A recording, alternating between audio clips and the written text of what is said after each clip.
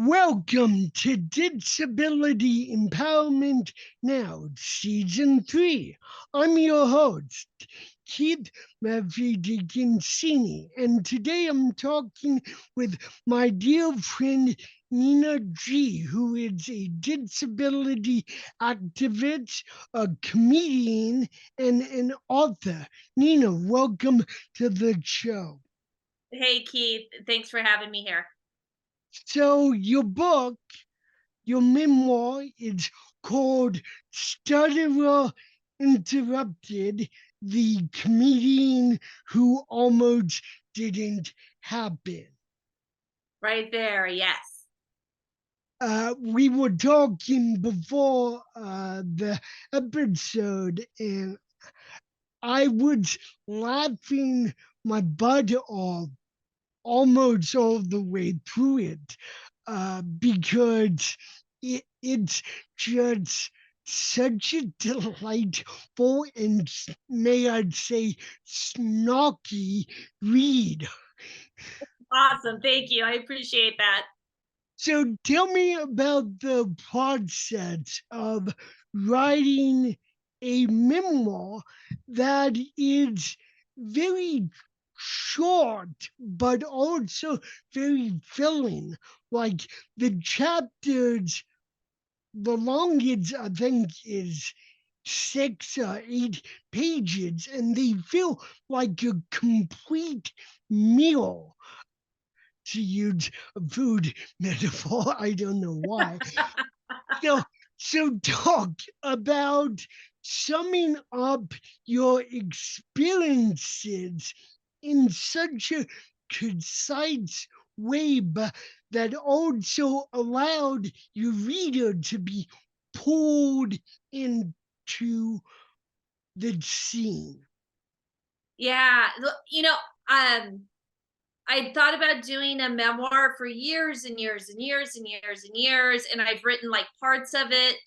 And it wasn't until I got the title, the Stutterer Interrupted, which is a play on the title Girl Interrupted. And of course, it comes from people who stutter. We're interrupted all the time. But it was when I interrupted myself that was the biggest issue, that because it was like I had internalized the interrupting. And so I think having the title really kind of brought it all in. And it just kind of flowed from there after like 6 years of thinking about it and doing stuff. Um, and I think, because I have dyslexia, I don't go on and on and on and on and on and on and on when I tell a story or when I write. So it's kind of like a book written by a dyslexic for dyslexics, which Yeah. if we know universal design, that works for Yeah. everybody. Yeah. And so my hope is that people can read it on an airplane and be good. Yeah, I mean, there are so many passages that I could quote, and uh, the reason why I didn't highlight passages is I was like 5, 10 minutes in, and I'm like, oh, darn, I'm going to end up highlighting the entire book. I'm that engrossed. Meeting your friends, mean Dave, Neil, Sean, meeting how you met your husband, and then you jump to a chapter where dating is weird, and it's, I mean, all of those experiences, regardless if I could personally identify, were so captivating because of the way they were written, and I could hear it being read to me in my head by your voice. Uh, Good. and I really wish there's an audiobook someday down the road, because it would just add so much more to a already full experience. I mean, you don't hold back at all. What was the that process like, and how did your friends and family react? How was the editing process of what do we cut, what don't we go, what do we expand? Yeah. So, I mean, I think the first thing is that um I come from not necessarily a disability studies background, because I'm too old for that to have been a thing, because I graduated grad school in 2000, but I was significantly um impacted by disability studies. But I think we use too many big words in it. And as kind of a failed Uh-huh. academic, as a failed academic, that's kind of why I got into comedy, was because I wanted the disability experience relatable. But the way that academia taught me wasn't working. And especially for me, as someone with dyslexia, and that's another part of disability studies, is we need to really branch out to different arts that are not written down, so that that can be accessible to people who have dyslexia and people who may not use writing as a primary means to get to those concepts. So in part, the book is written as a way to make disability studies digestible to everybody. Also, I have a lot of family that I don't agree with on a lot of things, and and they always like, well, this should happen, and this should happen, and this should, and I've gotten into fights with them at family parties and stuff like that, where our values don't really jive. Um, but I've learned how to talk to them about things, and through the years, I think, like, I've been able to give them arguments about why disability needs that it's not a identity politic, that, like, Yeah, I've been able to manage some of that, which I wanted to convey in the book, so that if you're on the left or if you're on the right, you can read the book and get something out of it. Um, so there's that piece. In terms of holding back, I think like, I mean, I actually held a lot back. really, Like, really, that's surprising, because I'm like, that's that's she doesn't hold back. So when I hear that, I'm instantly curious. What did you hold back? I'm not expecting you to oh, tell no, the no, no, no, audience. I can say now, but my brother, when he read the book, or no, I'm sorry, read the book. He didn't read the book.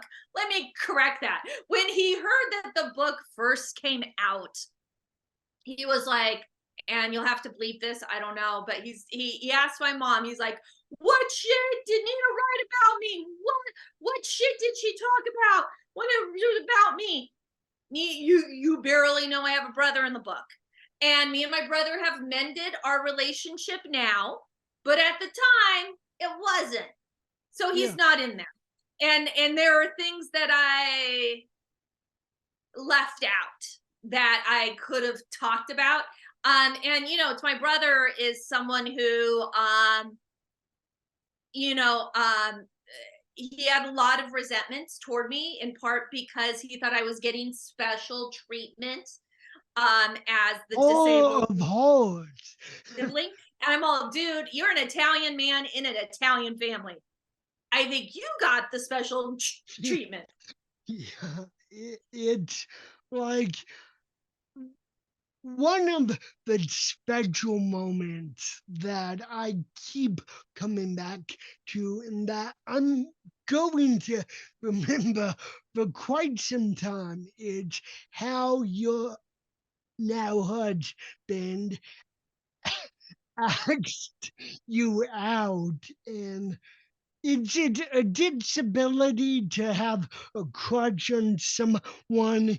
And you said only if it impairs your life function. And that was just, I'm like, that what?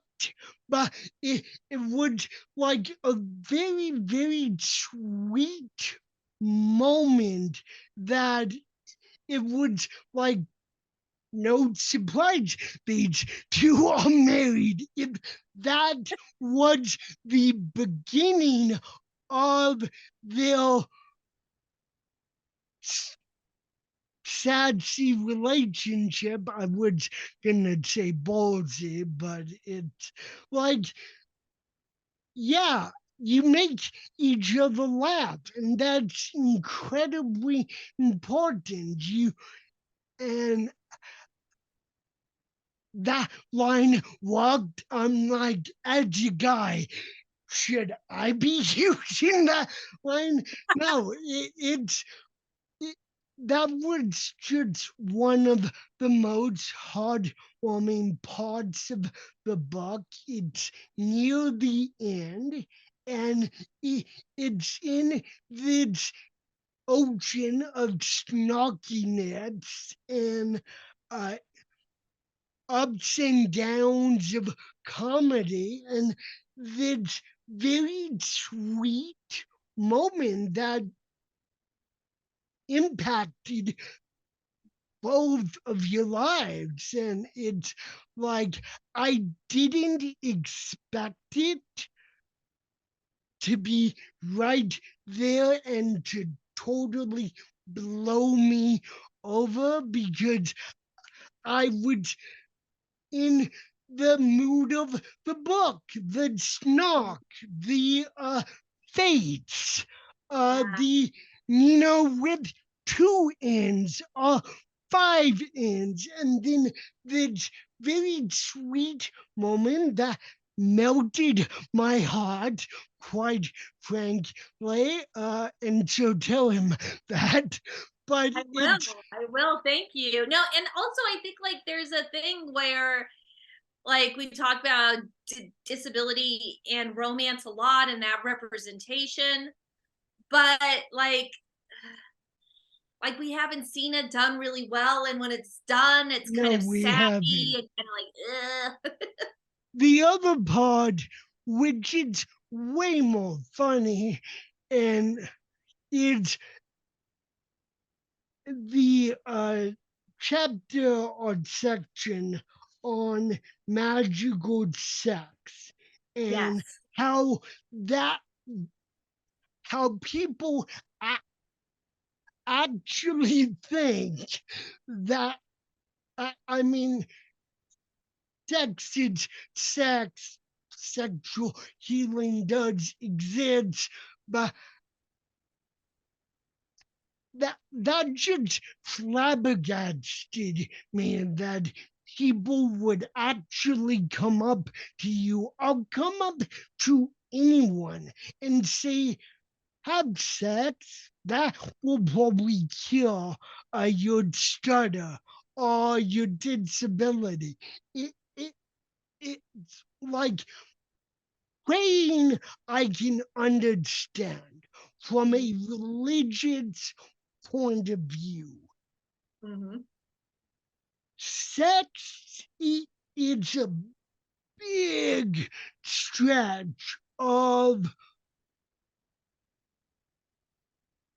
show me the proof of that, show me the studies, please, because it does not make any sense to me. Well, and to give some context, one of my friends who was a virgin at the time, he was like 23. His psychotherapist, his area Yet, yet psychotherapist. that that sorry to interrupt. I forgot to see that. That alone just made my face melt. Cause I'm like, okay, if some random person says it, whatever. If some drunk person says it, we'll call for the courts. Some Exactly. academics, it's like, okay, show me the proof. But a psychotherapist, it, And I'm sure what they saw was at the end of One Flew Over the Cuckoo's Nest, yeah, Billy Bibbit, which like, could you give him a worse stuttering name? Come on. yeah, That he had sex and was fluent for like a second, and then he went back to stuttering. And I'm sure it was based on that moment. And it's like, why are you, as a professional, basing anything on a movie? And that's like, and this isn't the only thing. I've also seen it on the King's Speech, that one of my friends was like, oh, her therapist was like, oh, I saw the King's Speech and it's caused by trauma, so your theory on neurological isn't right. I was like, dude, we didn't have that in the 1930s. Like, that's what they had to work with, yeah, and that's fine, and it doesn't help things, but it doesn't cause it. And so people are getting misinformation from the media, misinformation from films. And that's why we need to be involved in the creation of these kinds of art forms, because this is where people get their garbage information. yeah, yeah. It's just very, very telling. I have cerebral palsy and a speech impediment, which is, I think, one of the things that drew me to you as a comedian. And we're both Italian, and there's that. Uh, but I refer to my speech impediment as a accent. And I was talking to a friend of mine over email, and he was like, just go to bars more, drink more, talk to women. I'm sure your speech impediment will disappear.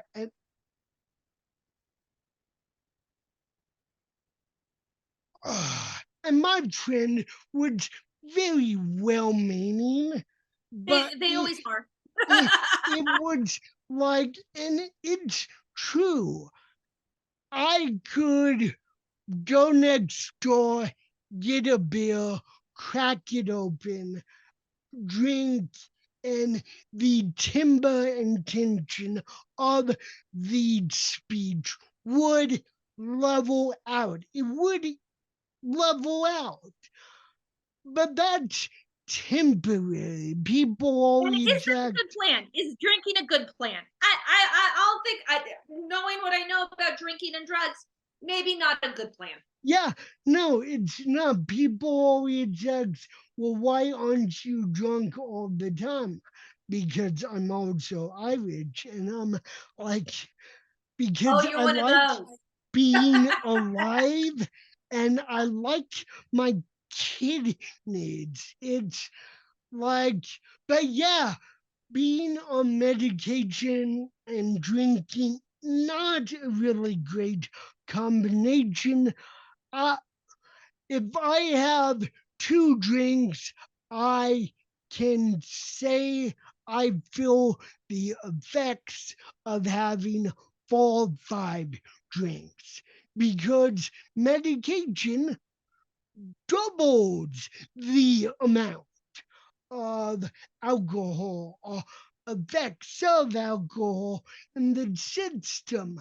But it's like it, it it's and I set my friend straight and he's like, thanks for doing that and holding me accountable.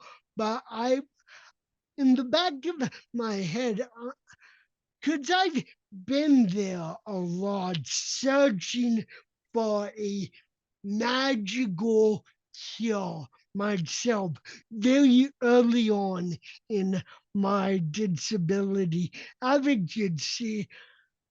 I remember thinking there were more than a few years of, if anyone had told me that, I would have been so hardcore into it and trying to make it work that I don't think I would have survived. Because at that time in my life, I really wanted it. And more than what guys usually want. It's like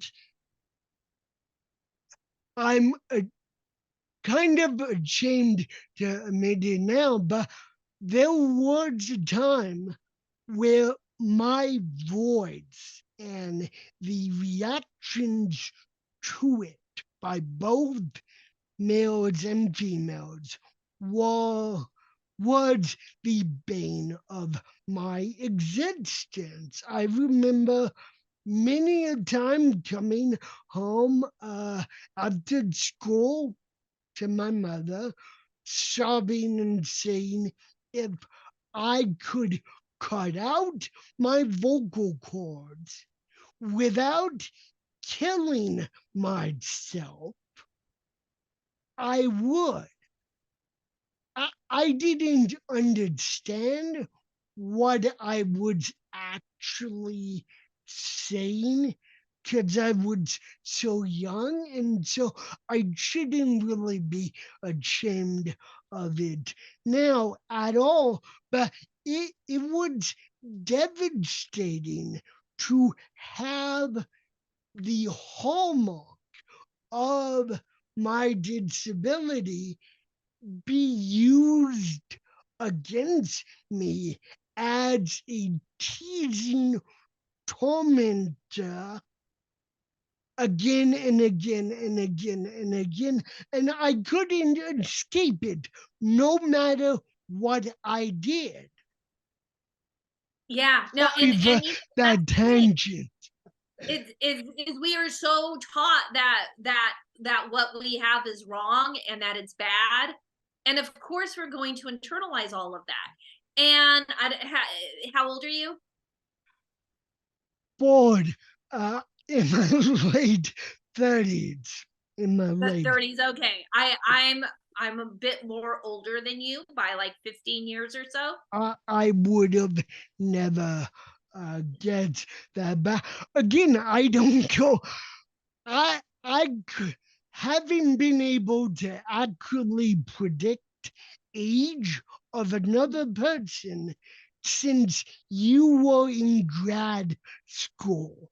So that's like, Yes, yeah. But the thing is that I I would love to say like, oh yeah, growing up in the 80s, it sucked, and that's how I learned to hate myself. Growing up in the 90s, growing up in the 2000s, growing up in the yeah, 2024s, like it's still a thing. yeah. And that's why we need conversations like this so that people understand that, and hopefully it seeps into the larger, more mainstream conversations. Yeah, and this is a bit more R-rated than heavily PG-13 than I originally intended it to be. But then again, I don't really intend for episodes to be anything than they are. I mean, they start out as interviews, but they quickly evolve into, not to get political, but fireside chats between colleagues. And it's like, but I've known your material, you're very feisty, we're also very snarky with kids. Again, I think why we jive, and why you jive with Mean Dave, who we'll talk about later on. It's just this book, even though I wished it was a lot longer because I found myself so engrossed and I wanted to keep hearing story after story after story. Just like at the end of each chapter, I felt like I had had a complete meal. So, and I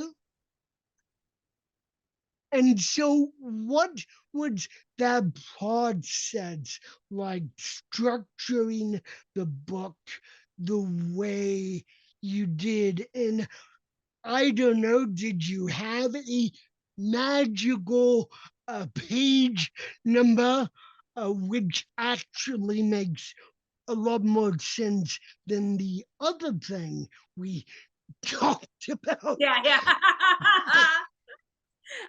No, I did, I just, let's see, I think, um, going into it, I was like, it just has to be long enough. And like my whole thing when I perform, what I've learned through performance is you leave them wanting more. Because there's that sweet spot of like, oh, this is really good. Oh, I really want to do a little bit more. Oh, I just lost them. And that's what I didn't want in the book. And people can always find my album. I have an album that you can get on iTunes and Amazon, which is also called Stutterer Interrupted. And I'm trying to find a place to release my special, which is similar to the book. It is a concert film as well as some documentary stuff too. And that's also called Stutterer Interrupted. So that will be out hopefully soon. So hopefully people can find me in different ways. And there's another aspect of it you asked about. Also, I had Mean Dave edit the book, and he kind of did like the simple edits. Yes. And for me, that was great because he's a good friend of mine, and he doesn't bullshit me. And that's what I need as an editor. Because sometimes, like when I was in grad school, I'd have people edit, and they're like, maybe you should maybe consider thinking about changing this. It's Hold like, just on, tell me like kind of grammar. could you say that part again? Because I think the audio cut out a little, and that's a very important person and a important part and point you were And making. also, I forgot to say something, so I will do that. So throughout my process of writing the book, I had multiple editors, and Mean Dave was one of those editors. And I have raging dyslexia. Actually, dyslexia is much more of an issue in my life than my stutter. So I needed someone because, like, when I was in grad school, I'd have people edit my work and they like, maybe you should maybe change this, like be very vague. I don't need vague. I need direct. And Dave is, God forbid, very direct. So there's that. Then I also had Jesse Elias, who's a good friend of me, of mine, and hilariously funny, and also a really good writer. And he kind of helped me with everything too. So having that process with them and then sending it on to other professional editors. It was probably edited like 5, 6 times. And so that was that. And it being a dyslexic, I think that actually helped my writing a lot because I didn't go on and on and on. I just kind of said it and stuck to it, which I think made it more digestible. So the audio cut out again at the end, but may just be on mine. I don't know. We'll try to fix it in post. I was laughing hysterically because you said raging dyslexia, and I'm like, please, please, dear God, let that be the title of your next book, the next chapter, because oh my holy moly, it's like, but that's comedy. You try things out, you don't know what it's going to hit, what it's going to miss. I mean, you have some delightful, snarky moments in this book with hecklers and YouTube comments, and it's talk about deciding what to include and what not to include, and how you structured that part. Yeah. So I think looking at it, there was kind of like is this experience that I had universal to people who stutter? Is it universal to people who have a disability? Is it universal to people who have a different experience in life? Is it universal to everybody? And so thinking about that and then telling the story based on who might be reading this, and how much detail I need to go into it. Because as a disabled person who also has a speech impairment, you probably got it a lot quicker than other people. And performing to all stuttering audiences and all disabled audiences, a lot of times I will just say the premise, and you guys laugh at the premise, Yeah, and I forget what my punchline is yeah, because you guys just get it. And that's why I love disabled audiences, which is also why I am part of the Comedians with Disabilities Act. Because and the book is actually in part dedicated to Michael O'Connell, who started it, because he really helped to develop that voice in me.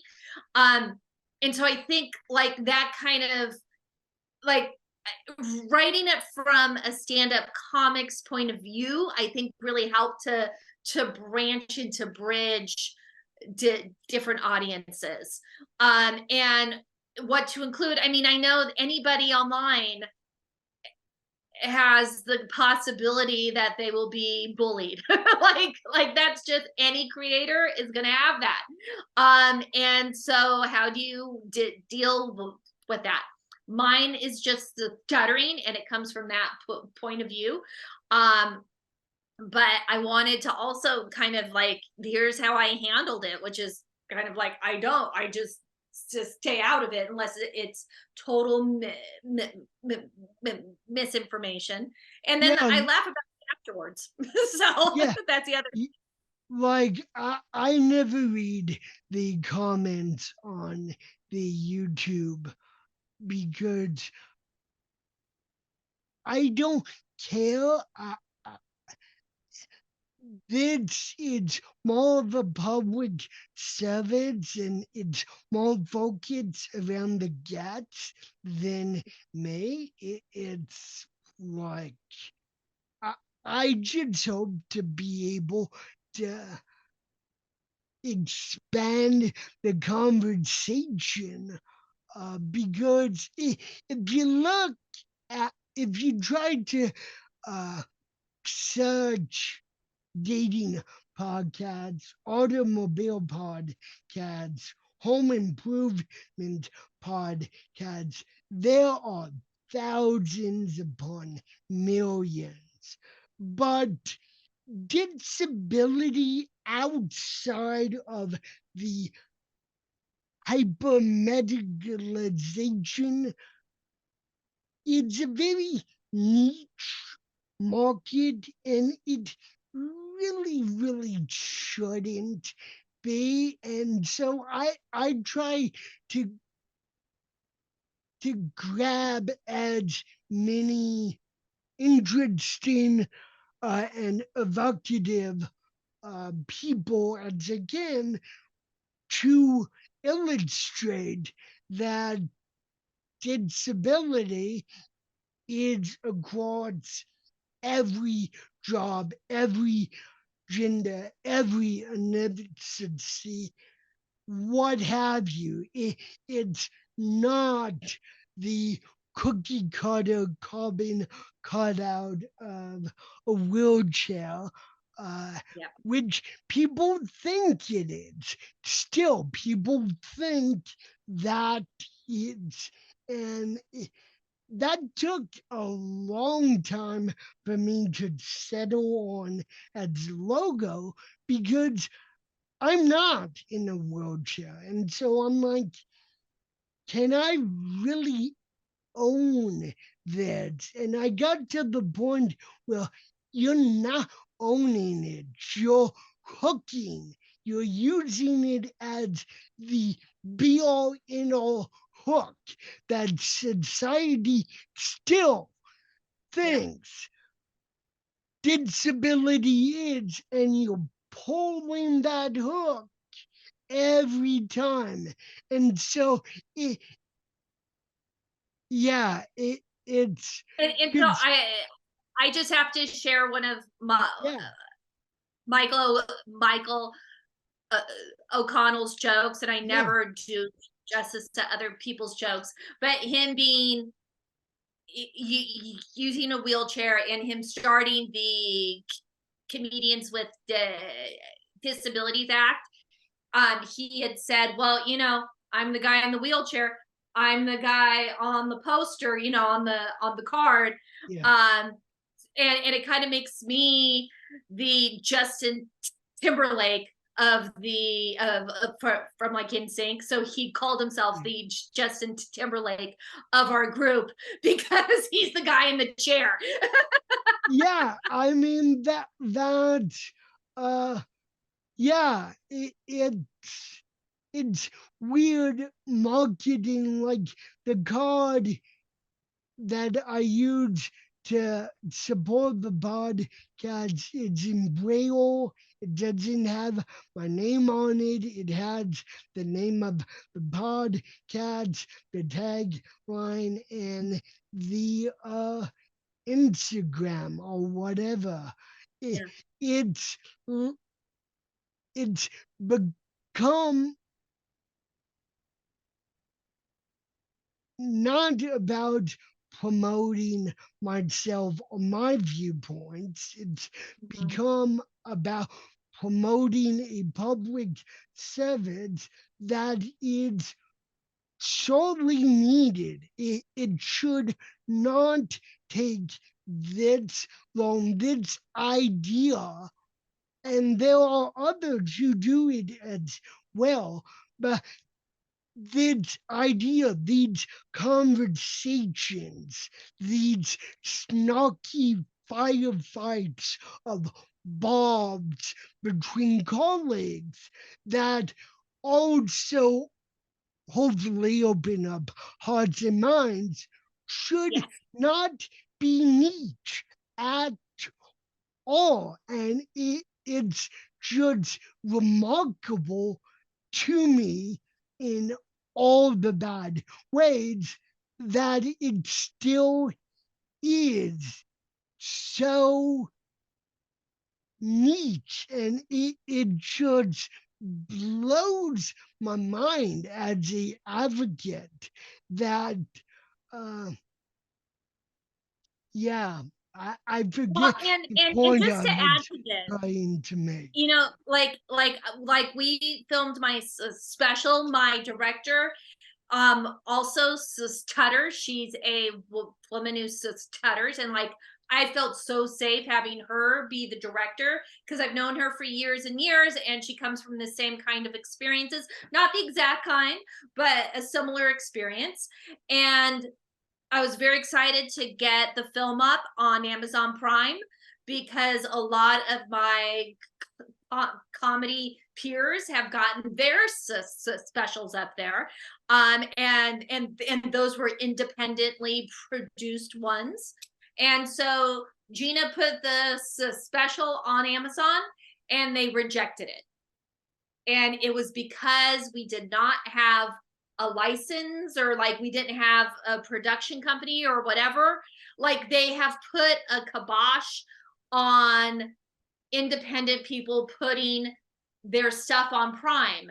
And like that, I was so disappointed. And that's kind of where like I'm kind of chilling out now, because this could be God or the universe saying like, oh, why don't you go do this thing instead? But it was such a disappointment because I know all these dudes who had gotten it done, and that's what inspired me. And now this disabled voice isn't going to be available because they're putting a barrier there. And it's not like disabled voices people, I mean, everyone says that, but it's Yeah, bullshit. It's not the case.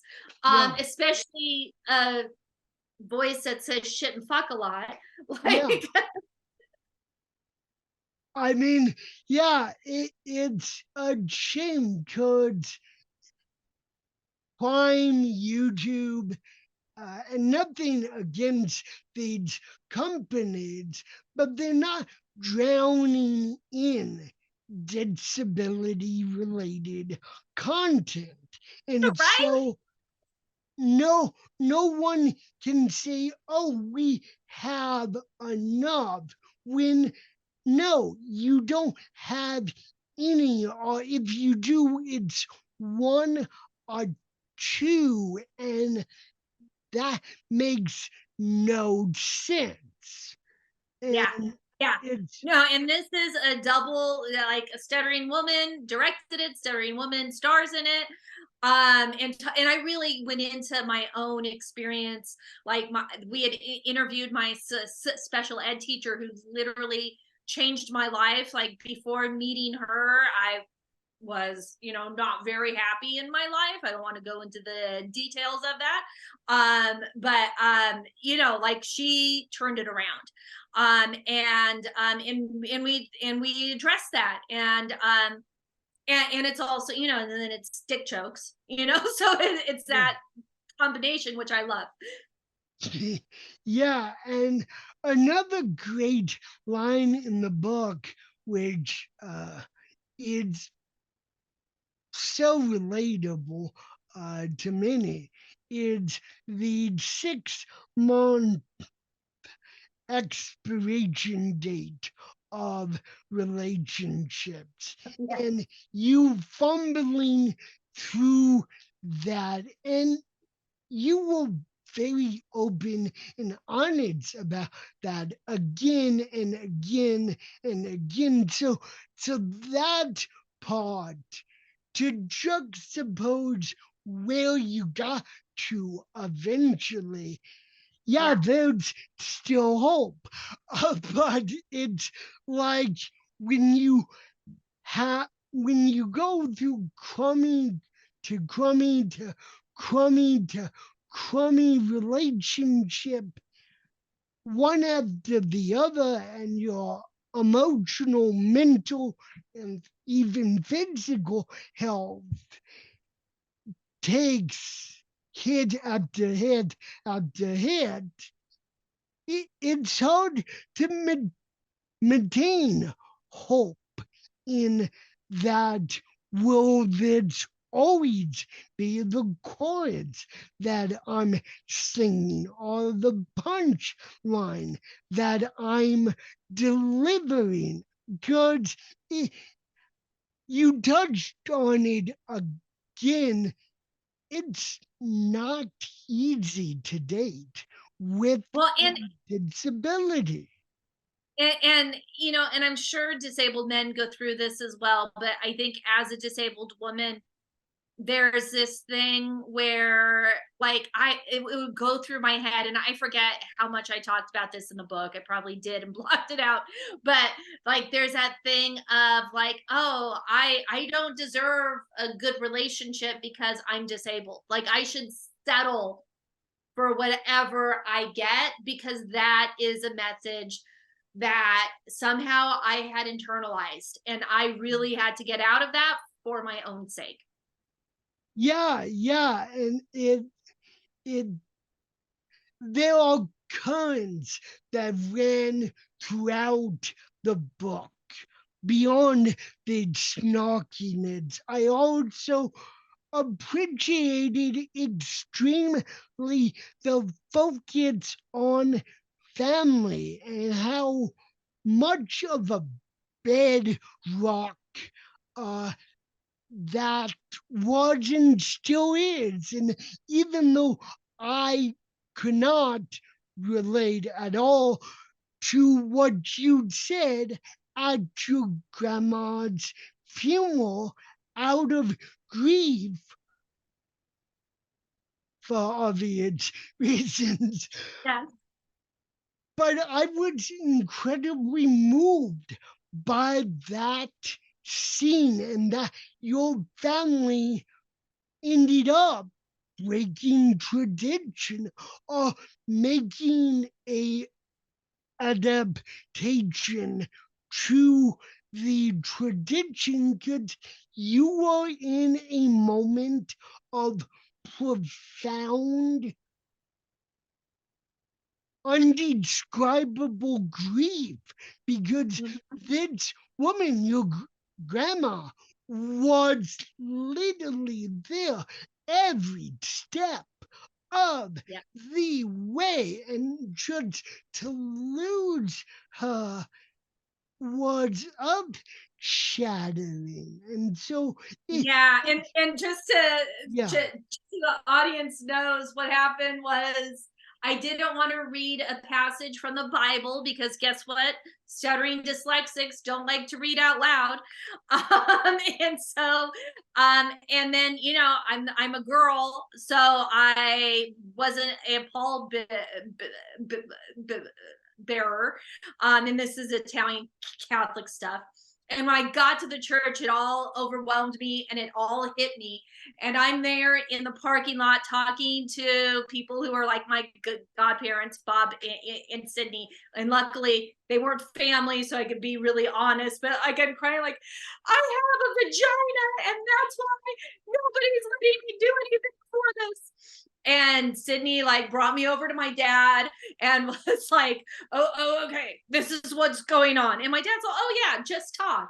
And I lost my mom back about 3 months ago, 2 months ago, and I have raging dyslexia, as does my niece. And yeah, we had the funeral at St. Philip's, same place. And I was like, Caitlin, you want to read? And she's like, no, I don't want to read. And I was like, yeah. okay, I you're gonna mean, talk. And she talked. yeah, these incredible human moments in Mhm. the sea of snarkiness, which is the underpinnings of the book and of your life. And they should be. I mean, you're a comedian after all. I don't know if you know that. That's a joke. Uh, yeah, but the it's those human vulnerability moments that really anchor or lead this reader. And if I was listening to the audiobook, hopefully whenever that comes out, it would still be those tender moments of vulnerability that only heighten the rest of the book because it's not snark, and it very well could be, but those moments and sadly, I mean, your schooling, that was just, oh my, I, I, I mean, it, way too familiar. Uh, Oh no, but, I'm sorry. well, no, I mean, not to me. I could imagine that Okay. a lot. Uh, but it's like those moments, those breaks from the snarkiness only heightened the rest of the book, and the snarkiness only heightened those moments as well, because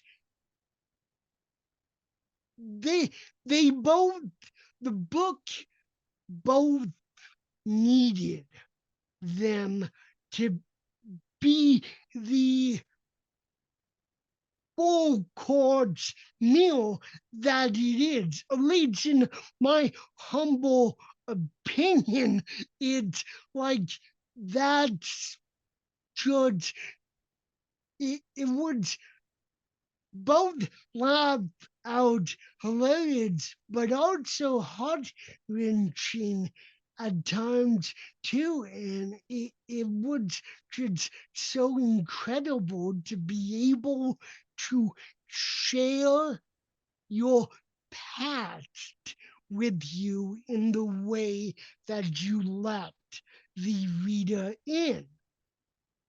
No, thank you. No, I appreciate that. And I think that is the power of comedy. I mean, I come from people like Richard Pryor, who talked about race and racism, and that's who I look toward when I was like, I want to be a stand-up comic who talks about disability, is talking about the things that are uncomfortable, but doing it in a way that is funny, that isn't like, oh, that's so sweet, she's talking about that. No, that it is legitimately funny. And so it means a lot to me to hear you talk about that, because that's the goal, is to be honest and authentic and real, and above all, funny. Yeah, and I mean, the the bits about fellow comedians, well known comedians like Howard Stern and Dave Chappelle. You may not agree with everything they'd say or advocate for. I don't agree with everything in my own head.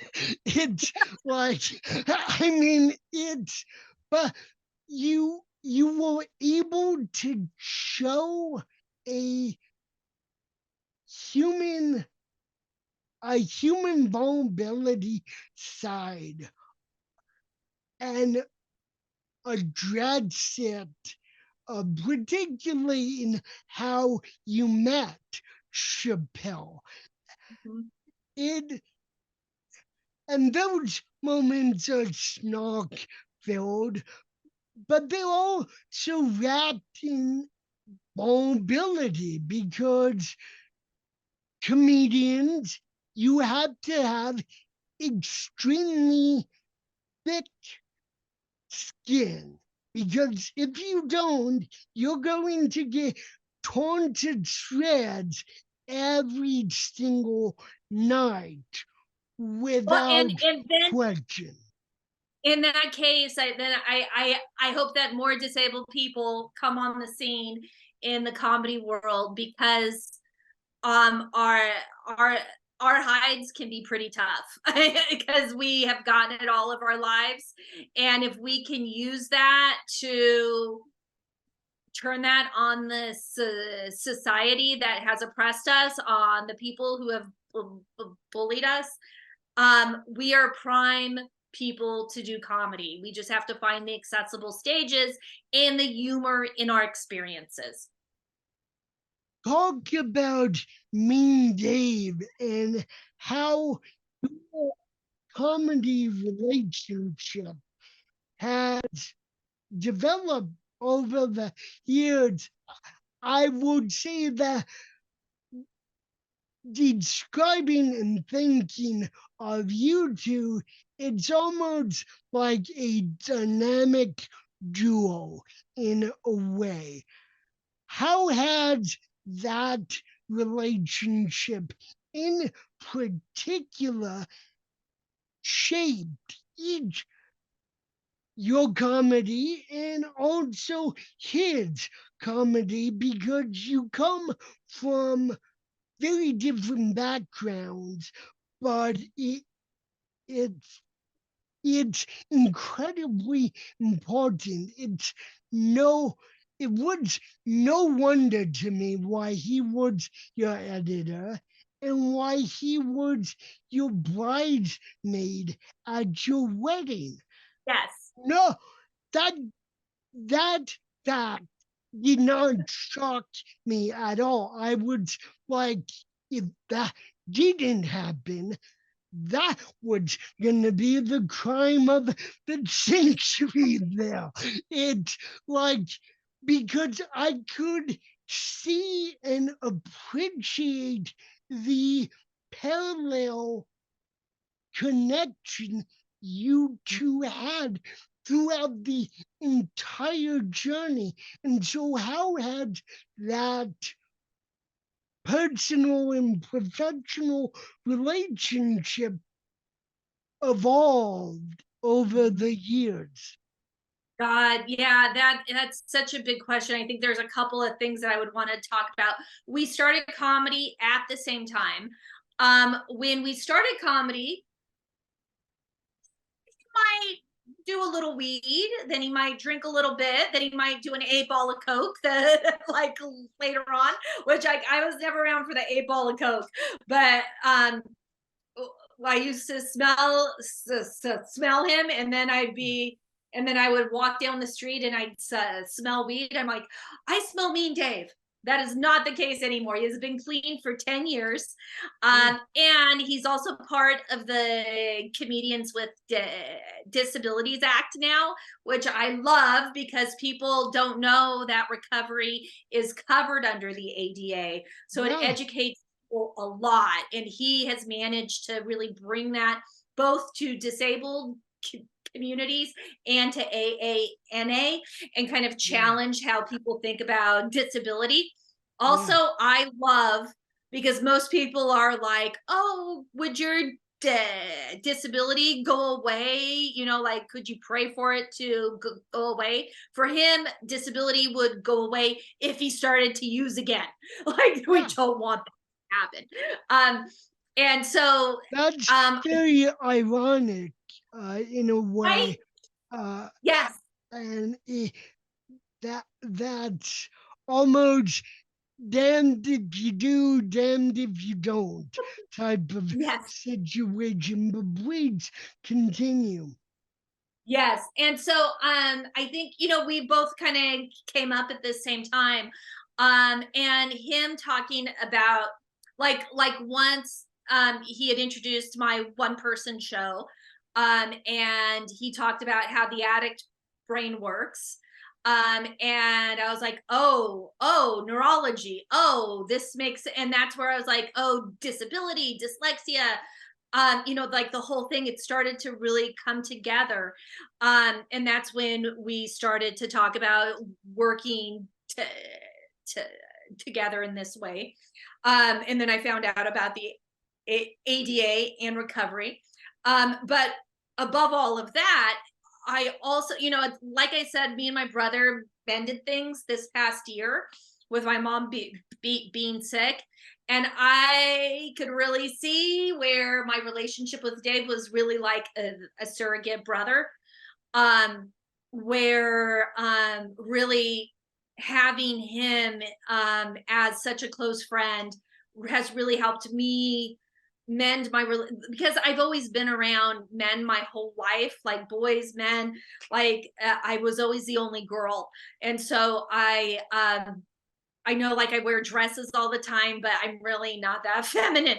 Other than my clothes, I'm really No not that judgment. feminine. What's that? no judgment at Yeah, all. yeah. No, and and I'm old school, so like it's like um we talked about gender differently back in the 90s. And so yeah, so anyway, I just like having somebody who kind of has my back in comedy has been really nice, and hopefully I've had his too. um but like having like there's a thing that I talk about where there was a comic who was like, "Oh yeah, Nina, I always thought that maybe I was making you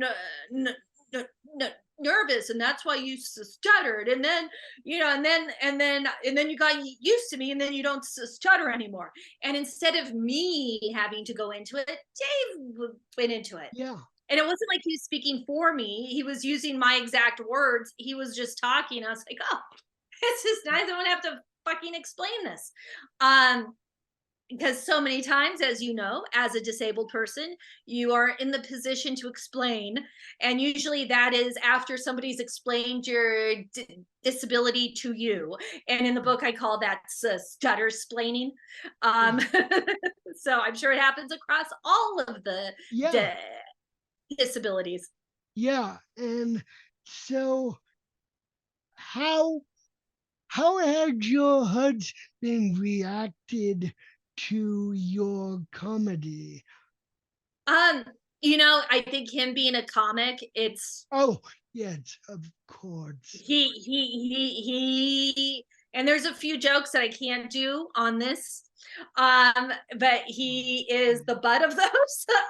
Yeah, So well, why I reacted like, oh, he's a comic too. It's because I had back in the very tender moment I fawned upon, I should subscribed him as a teacher who knew about, but I neglected to also remember, like, here's an interesting fact.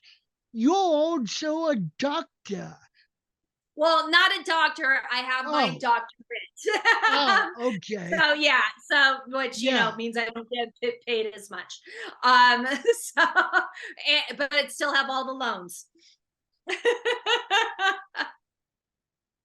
So, how had your family reacted to your set? And when they come, I use your husband as the obvious example. Does the set change? Did it change before? Has it? Because I'm trying to get in the professional comedian mindset of set management for something that will come up later. Well, yeah, no. What I say, and my parents, they've come to many shows, and my mom when I was a kid, like we'd always play hooky at least once a month because I hated school so badly when I was in Catholic school. So we'd go to the movies once a month, and that's where I saw stuff like Richard Pryor live at the Sunset Strip, which was a very raw comedy set where he talked about lighting himself on heroin, and it was some deep stuff. And so you like, and that's also where it's like, oh, this is where how I can learn things about the world is through comedy. So like that influenced had a big impact on me. So my mom, like my mom can't say anything because she created this. So I wouldn't change anything when I'm with my parents.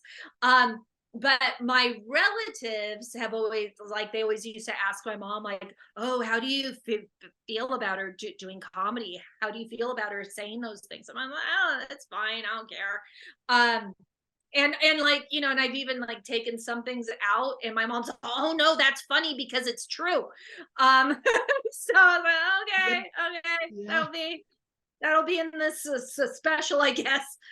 So Yeah. And so, for if there are any inspiring advocates or comedians uh, listening who want some tips about how to use comedy in a very advocating way, which you do, what would be some action points?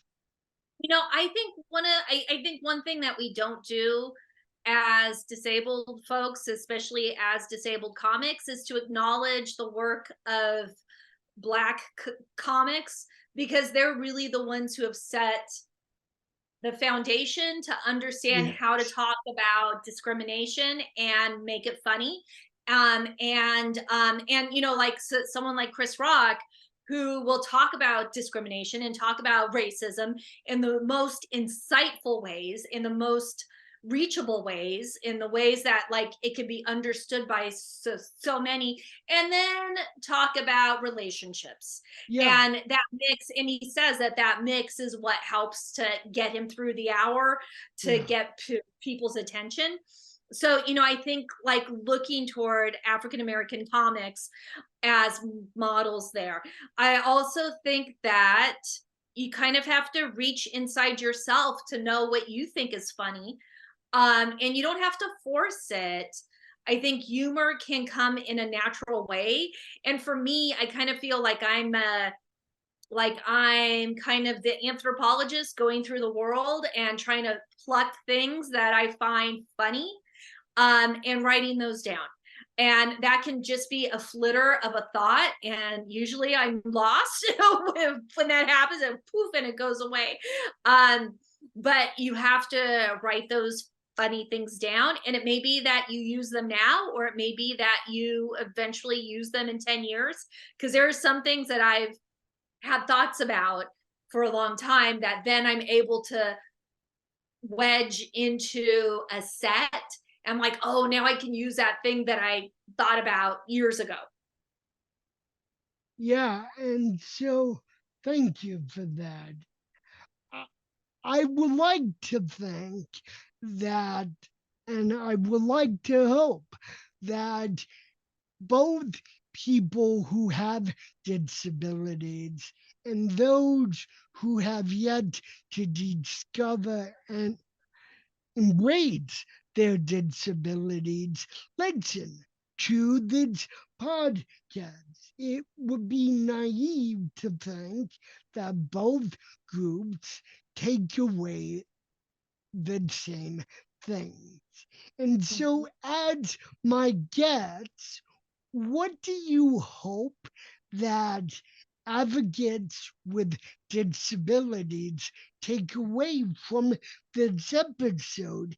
And what do you hope that people who have yet to discover their disabilities take away from this episode? I mean, I think the one thing that I'm a big advocate for within the disability community is that we use plainer language to talk about our experiences. I think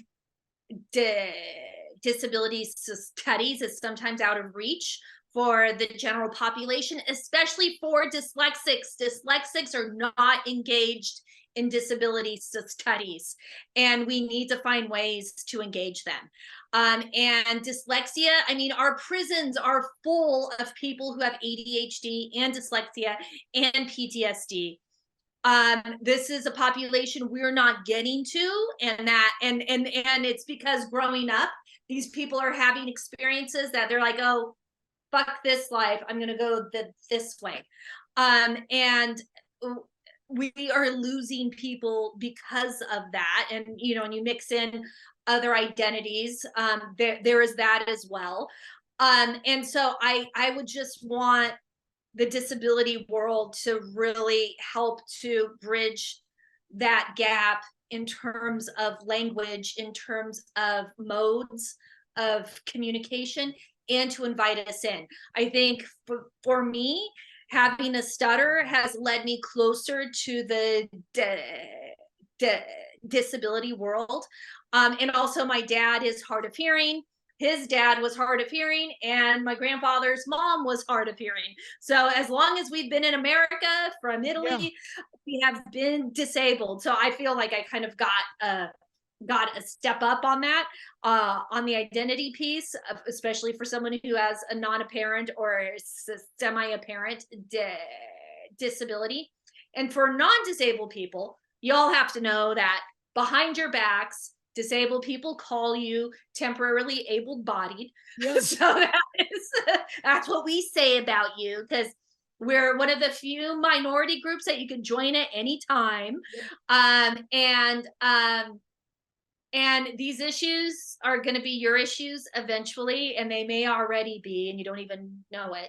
And I think just knowing that it's not a weird thing, and just like talking about it and having some language to talk about it, so that you can be uncomfortable listening to this podcast instead of uncomfortable out in the world. And that is what I hope, is that you make your mistakes here with us instead of making them with somebody in the world, especially if you are someone like a the therapist who says, oh, maybe sex will cure your stuttering. Let's let's get that straight now. And just finding ways to get information and to collect information and have those interactions with the community, so that you are better informed with your interactions in the world.